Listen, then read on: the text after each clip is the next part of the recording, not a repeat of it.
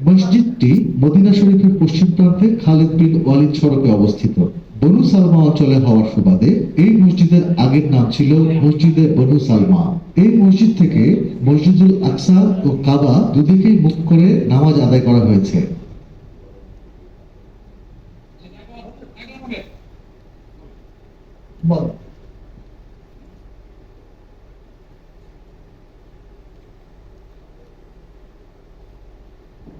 একটু একটু আপনার বামে আসেন, একটু বামে আসেন। আরেকটু আসেন, আরেকটু আসেন, আরেকটু আসেন, আরেকটু আপনি আসেন। আরো এটি আসলে